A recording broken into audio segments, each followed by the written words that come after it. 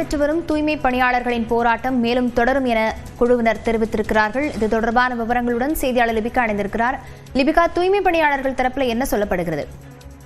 லாவண்யா, தூய்மை பணியாளர்கள் மண்டலம் 5 மற்றும் 6 பணிபுரிந்து வரக்கூடிய தூய்மை பணியாளர்கள் கிட்டத்தட்ட 12வது நாளாக சென்னை மாநகராட்சி அலுவலகம் முன்பு தற்போது தொடர் அந்த உண்ணாவிரத போராட்டத்தில் ஈடுபட்டு வருகிறார்கள்.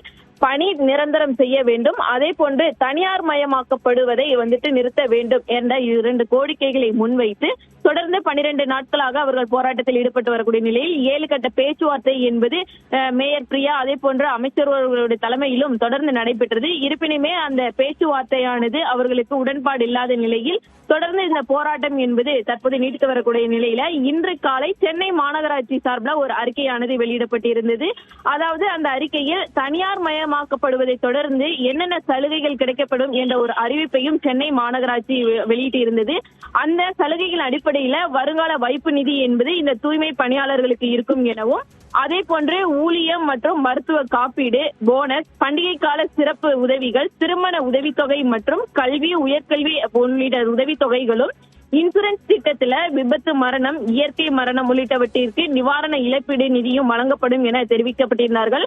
அதே போன்று தொழிலாளர் நல நிதியில் அப்படிங்கறத பொறுத்தவரையில திருமண உதவித்தொகை என்பது 20,000 வரை கொடுக்கப்படும்.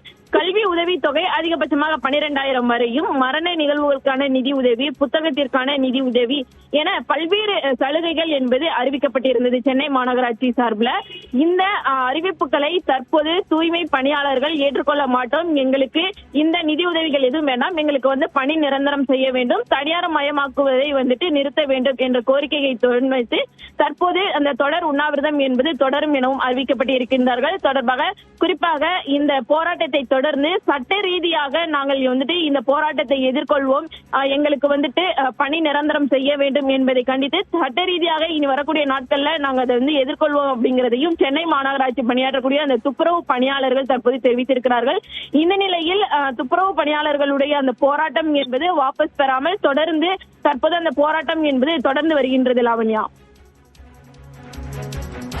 விவரங்களுக்கு நன்றி லிபிகா.